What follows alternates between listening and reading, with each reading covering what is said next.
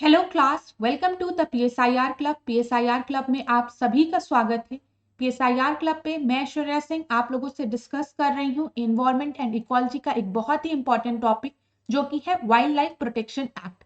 Wild life protection act के कुछ salient features को हमने लास्ट क्लास में डिस्कस किया था, जिसमें कि मैंने आपको बताया था वाइल्ड लाइफ प्रोटेक्शन एक्ट के थ्रू आपकी वेरियस बॉडीज का फॉर्मेशन हुआ था, जिसमें national board for wild life, national tiger conservation authority, central zoo authority and wild life crime control bureau की हमने बात की थी। प्लस मैंने आपसे ये भी डिस्कस किया था through wild life protection act various type के प्रोटेक्टेड एरियाज को भी डिजाइन किया गया, जिसमें कि national park, wild life centuries, conservation reserve and community reserve की बात की गई। और यहाँ पे 6 इंपॉर्टेंट शेड्यूल भी आपकी मेंशन है। तो आज की क्लास में हम प्रोटेक्टेड एरियाज को डिस्कस करेंगे और 6 शेड्यूल्स को डिस्कस करेंगे। लास्ट क्लास अगर किसी ने नहीं देखी है तो आप लास्ट क्लास को जरूर देखिए, क्योंकि लास्ट क्लास में मैंने national board for wild life NTCA, wild life crime control bureau और सेंट्रल जू अथॉरिटी को भी डिस्कस किया है। क्लास आज की क्लास को और आगे बढ़ाने के पहले मैं आपको बता दूं कि पीएसआईआर क्लब आपके लिए एक बहुत ही इंपॉर्टेंट मेंटोरशिप प्रोग्राम लेके आने वाला है, जिसमें कि हम रिवर्स इंजीनियरिंग के थ्रू, पीवाईक्यूज के थ्रू आपके प्रीलिम्स की प्रिपरेशन कराएंगे। ये मेंटोरशिप प्रोग्राम है, इसमें आपको फुल गाइडेंस प्रोवाइड किया जाएगा, टेस्ट पेपर दिए जाएंगे, किसी भी टॉपिक में आपको डिफिकल्टी होती है तो उसके लाइव सेशन भी ऑर्गेनाइज कराए जाएंगे। यहाँ पे मेंटोर आपको फेस टू फेस गाइड करेंगे। तो अगर आपको इस कोर्स में एनरोल करना है तो आज ही टेलीग्राम ग्रुप में जाइए और इस कोर्स में एनरोल करिए। तो चलिए हम लोग सबसे पहले वाइल्ड लाइफ प्रोटेक्शन एक्ट के अंडर नेशनल पार्क को डिस्कस करते हैं। यूपीएससी नेशनल पार्क से रिलेटेड हर साल कोई ना कोई क्वेश्चन जरूर पूछता है। कभी कभी आपको नेशनल पार्क की लोकेशन से रिलेटेड क्वेश्चंस दे दिए जाते हैं, या फिर इस नेशनल पार्क में कौन से आपके जानवर हैं इससे भी रिलेटेड क्वेश्चंस पूछ लिए जाते हैं। तो उसके लिए भी हम एक सेपरेट क्लास रखेंगे, ठीक है। लेकिन आज की क्लास में हम लोग नेशनल पार्क के बारे में कुछ चीजें जान लेते हैं। नेशनल पार्क की अगर हम बात करें, यहाँ पे देखिए एक चीज बहुत क्लियरली लिखी है, national park is his to the habitat of a particular animals like tiger, lion, hangul, rhino etcetera. जो भी बाउंड्रीज होती है नेशनल पार्क की, they are circumscribed by the legislation.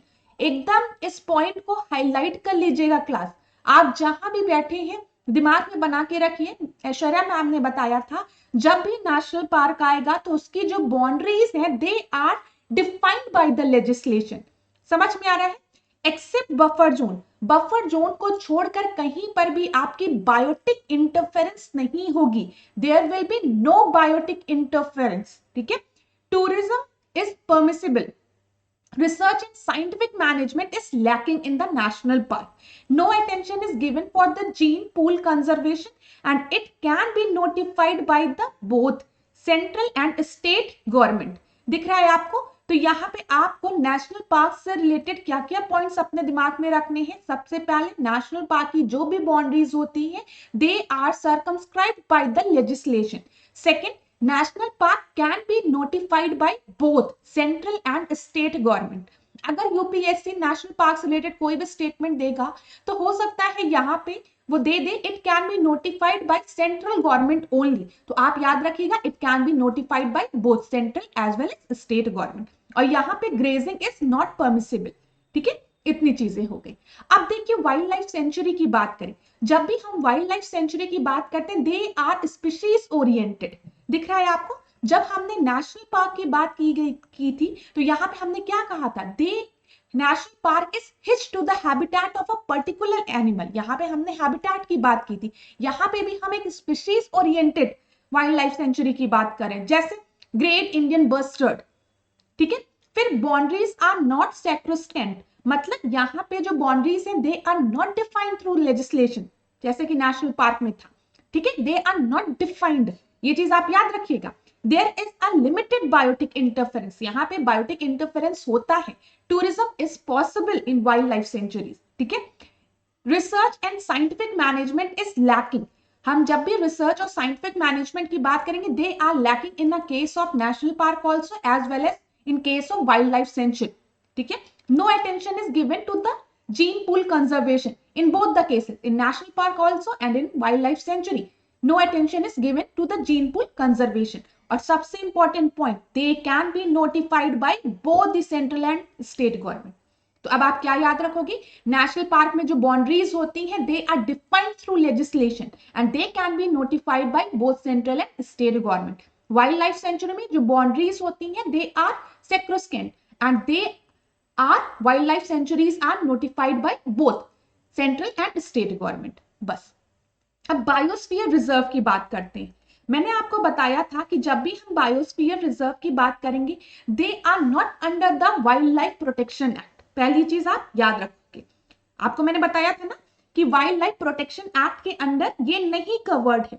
तो यूपीएससी कभी भी आपसे क्वेश्चन पूछ सकती है कि biospheres are also covered under the wild life protection act. तो आप याद रखोगे ऐश्वर्या मैम ने कहा था दे आर नॉट कवर्ड. ठीक है. दूसरी चीज, जब भी हम बायोस्फीयर रिजर्व की बात करते हैं तो हम होल इकोसिस्टम को रिजर्व करने की बात करते हैं. यहाँ पे भी जो बाउंड्रीज होती है they are circumscribed by the legislation. ठीक है. There is no biotic interference except the buffer zone. और यहाँ पे tourism is normally not possible. Normally लिखा हुआ है ये स्टेटमेंट, ध्यान रखिएगा. ठीक है. और अभी जब मैंने आपसे नेशनल पार्क और वाइल्ड लाइफ सेंचुरी की बात की थी तो मैं बार बार आपसे कह रही थी इन दोनों जगह साइंटिफिक मैनेजमेंट रिसर्च जो होती है वो अवेलेबल नहीं होती है. यहाँ पे जीन पूल कंजर्वेशन पे ध्यान नहीं दिया जाता है. लेकिन जब हम बायोस्फीयर रिजर्व की बात करेंगे तो research and scientific management is also available plus attention is given to the gene pool conservation. इतनी चीजें समझ में आ गई. अब मुझे कमेंट बॉक्स में बताओ कि भारत में कितने बायोस्फीयर रिजर्व हैं. ठीक है. क्लास आपके एग्जामिनेशन पॉइंट ऑफ व्यू से ये एक बहुत ही इंपॉर्टेंट टॉपिक है. इसको मैं एक अलग लेक्चर में डिस्कस भी करूंगी आपसे कि कैसे आप बायोस्फीयर रिजर्व को याद रख सकते हैं. ठीक है. वो हम अलग लेक्चर में डिस्कस करेंगे. अब conservation reserve, national park, wild life century, conservation reserve and community reserve, ये सब आपके वाइल्ड लाइफ प्रोटेक्शन एक्ट के अंडर आते हैं. अब यहाँ पे देखिए conservation reserve is created around already existing national park और वाइल्ड लाइफ सेंचुरी. पहली चीज आप ये याद रखेंगे कि कंजर्वेशन रिजर्व आपके वाइल्ड लाइफ सेंचुरी या नेशनल पार्क में बनाए जाते हैं. Local community is consulted before it's formation. अब कोई भी नेशनल पार्क है, वाइल्ड लाइफ सेंचुरी है, उसके अगल बगल आपकी लोकल कम्युनिटीज भी होंगी तो उनसे भी कंसल्ट किया जाता है. And it is formed on a government owned land. यहाँ पे इस पॉइंट को हाईलाइट करिए, अभी आपको समझ में आएगा कि मैं ये बात क्यों कह रही हूँ. कंजर्वेशन रिजर्व जो होते हैं they are formed on government owned land. Community reserve की जब हम बात करेंगे it is form on a community and private land. ठीक है. ये दिखा आपको. तो हो सकता है पेपर में कभी आपको एक ऑप्शन दे दिया जाए कि conservation reserve are form on a government own land as well as on private land. तो आप याद रखिएगा जब भी हम प्राइवेट लैंड की बात करेंगे तो हम उसके लिए टर्म यूज करते हैं कम्युनिटी रिजर्व. ठीक है. Ownership of a land is not change after its formation. अब हम कम्युनिटी रिजर्व को प्राइवेट लैंड में फॉर्म कर रहे हैं तो इससे क्या होगा, इससे ओनरशिप पे कोई भी फर्क नहीं पड़ेगा. जिसकी लैंड होगी, जिसकी प्रॉपर्टी होगी, अभी भी वो उसी को बिलोंग करती होगी. तो ये दो पॉइंट आप अपने एग्जाम के पॉइंट ऑफ व्यू से याद रखिएगा. देखिए क्लास, जब भी कोई भी टॉपिक पढ़िए तो ऐसे सोचिए कि यूपीएससी कहाँ कहाँ से हमसे क्वेश्चन पूछ सकता है. ठीक है. यूपीएससी का अगर आपने पास्ट ईयर का ट्रेंड देखा होगा तो यूपीएससी यही करता है, कहीं पे नॉट लगा देता है, कहीं पे ओनली लगा देता है, या कहीं पे आपका जैसे मैंने कह दिया ownership of a land is changed after its formation, UPSC आपको दे देगा और कम्युनिटी रिजर्व की बात करेगा. तो आप याद रखेंगे कि ऐश्वर्या मैम ने बोला था it's not change after its formation and they are formed on community and private land only.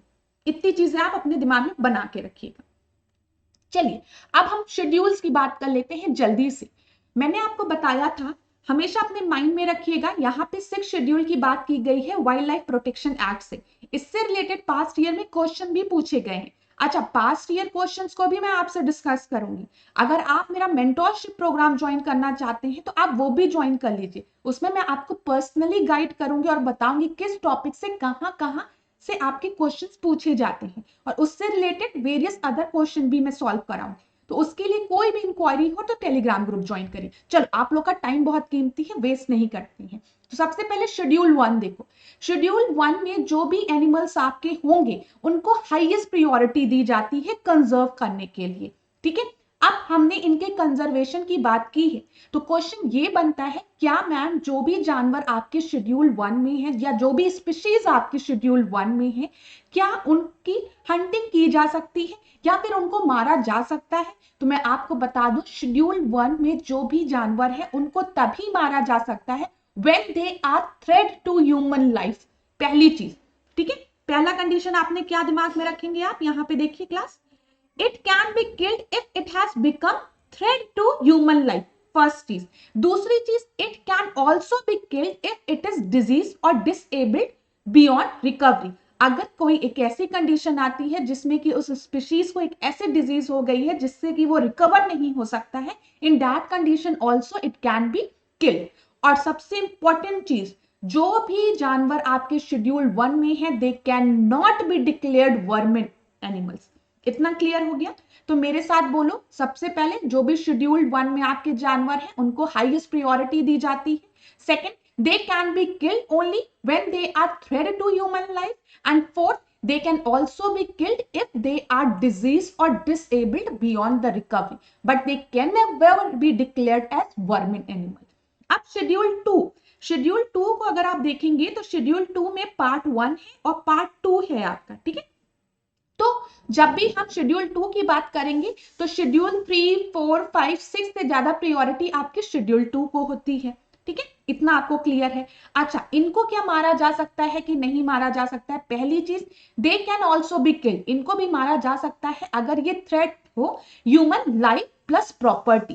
Class, यही चीज आपको नोटिस करनी है। यहां पे जब मैंने आपसे शेड्यूल 1 की बात की थी तो मैंने आपको बताया था they can be killed if they become threat to human life only, ठीक है, यहाँ पे लाइफ ओनली। लेकिन जब हम शेड्यूल 2 की बात कर रहे हैं, they can be killed if they become threat to human life और प्रॉपर्टी। दिमाग में याद रखिएगा क्लास, यूपीएससी यहीं से खेल खेलेगा। शेड्यूल 1 देगा और वहां पे आपको पहला स्टेटमेंट देगा, schedule 1 animal can be killed if they become threat to human life as well as property. तो आप याद रखिएगा, ऐश्वर्या मैम ने कहा था शेड्यूल 1 में जो एनिमल्स होते हैं उनको हम हाईएस्ट प्रायोरिटी देते हैं and they can be killed when they become threat to the human life, not property, ठीक है। लेकिन शेड्यूल 2 में they can also be killed if they become threat to the human property also। ये चीज clear हो गई। दूसरी चीज, they can also be killed if it is diseased or disabled beyond the recovery, same clause which was mentioned in schedule 1, and they can also be declared vermin। तब आप एक चीज याद रखिए, जब हम शेड्यूल 2 की बात कर रहे हैं, शेड्यूल 2 में पार्ट 1 में जो भी एनिमल्स हैं they can be declared vermin, लेकिन पार्ट 2 में जो एनिमल्स हैं they can not be declared vermin. तो अगर पेपर में ऐसा दिया जाता है कि इन animals species which are mentioned in schedule 2 they can not be declared vermin, ठीक है, तो आप याद रखिएगा नहीं, they can be declared vermin, क्योंकि शेड्यूल 2 में आपके 2 पार्ट्स मेंशन्ड है, ठीक है। चलिए अब थर्ड देखिए, थर्ड शेड्यूल क्या है?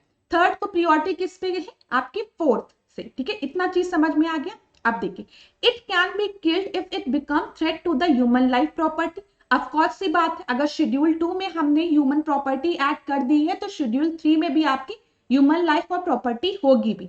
और ये clause, it can also be killed if it is disease और डिसेबल्ड बियॉन्ड रिकवरी, ये भी सेम चीज, इसमें भी कोई परेशानी नहीं, जो कि आपके शेड्यूल 1 से ही मेंशन है। और एक चीज और, it can be declared vermin, they can also be declared vermin, क्योंकि हमने अभी आपको बताया है कि शेड्यूल 2 में जो पार्ट 1 था उसमें हमने वर्मिन डिक्लेयर करने की भी परमिशन दे दी है।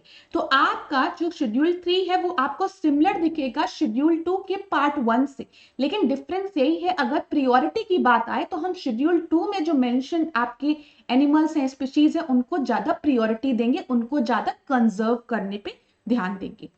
अब शेड्यूल 4 की बात करते हैं।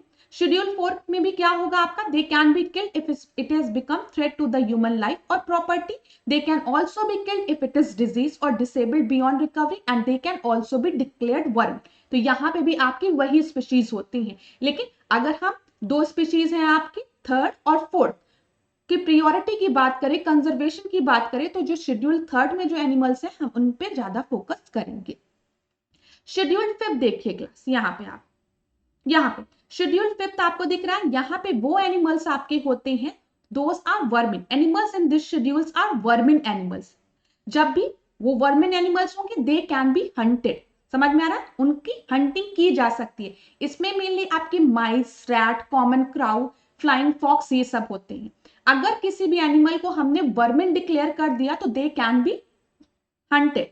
और मैंने आपको बताया है शेड्यूल थर्ड और फोर्थ में आपके जो एनिमल्स है उनको हम वर्मिन डिक्लेयर कर सकते हैं। वर्मिन डिक्लेयर करना कौन करेगा? अब आपके दिमाग में ये क्वेश्चन आना चाहिए, मैम ये वर्मिन वर्मिन आप बोल रही हैं और आप कह रही हैं after declaring them vermin they can be hunted, तो वर्मिन डिक्लेयर करने की पावर किसके पास है? तो उसका भी आंसर मेरे पास आपका है। यहाँ पे देखिए वर्मिन एनिमल्स की अगर हम बात करें तो सेक्शन 62, ठीक है, आपका wild life protection act 1972 allow करता है सेंट्रल गवर्नमेंट को, the central government the power to declare animals, ठीक है, डिक्लेयर एनिमल्स वर्मिन, ठीक है, वो किसी भी एनिमल को वर्मिन डिक्लेयर कर सकती है एक्सेप्ट तो आपको पता है कौन कौन सा, जल्दी से बता दो। शेड्यूल 1 के एनिमल्स कभी भी वर्मिन नहीं डिक्लेयर होंगे, शेड्यूल 2 के पार्ट 2 के एनिमल्स भी आपके कभी भी वर्मिन नहीं डिक्लेयर होंगे, समझ में आ रहा है, except schedule 1 and schedule 2 part 2 to be vermin for a certain area and certain time, except लिखा है यहाँ पे, याद रखिएगा ये, and those animal who are declared as vermin they can be killed without any punishment, means they can be hunted। इतनी चीज clear हो गई। तो फिफ्थ शेड्यूल में मेनली हम वर्मिन एनिमल्स को रखते हैं जिनकी की हंटिंग की जा सकती है और इनकी हंटिंग करने के लिए आपको किसी भी तरीके का पनिशमेंट नहीं आपको दिया जाएगा। चलिए अब शेड्यूल 6 देखिए। शेड्यूल 6 जो है यहाँ पे हम cultivation, collection, extraction, trade etcetera of plants की बात करें and it's derivative which are mentioned in schedules are prohibited। हम कुछ ऐसे स्पीशीज की बात कर रहे हैं जिनका की कल्टीवेशन, कलेक्शन, एक्सट्रैक्शन, ट्रेड सारी चीजें आपकी प्रोहिबिटेड है, मतलब you are not having permission, ठीक है, कि आप इनको बो सको या इनको काट सको या इनकी ट्रेडिंग कर सको। अब यहाँ पे शेड्यूल 6 में जो आपकी मेंशन प्लांट्स है उसको आप थोड़ा सा अपने दिमाग में रख लीजिए, क्योंकि हो सकता है कमिंग ईयर में यूपीएससी यहीं से आपसे क्वेश्चन पूछ ले। ये खाली 6 स्पीशीज है, ठीक है, तो इसको याद करना भी डिफिकल्ट नहीं होगा, समझ में आ रहा है आपको। जैसे देखो नाम तो सिमिलर है, ब्लू वांडा, रेड वांडा, जिसको कि हम ब्लू ऑर्चिड भी कहते हैं, रेड ऑर्चिड भी कहते हैं, कूट, ठीक है, स्लीपर ऑर्चिड, पिक्चर प्लांट। तो ये 6 स्पीशीज जो है ये आप याद कर लीजिएगा प्लांट्स की, और इनकी लोकेशंस भी एक बार देख लीजिएगा, नहीं होगा तो कमिंग क्लासेस में मैं इनकी लोकेशन भी आपको बता दूंगी ताकि पेपर में आपके दिमाग में रहे। तो याद रखिएगा 6 शेड्यूल से यूपीएससी ने 2020 में एक क्वेश्चन पूछा था कि जो प्लांट्स आपके 6 शेड्यूल में मेंशन्ड है उसका मतलब क्या होता है।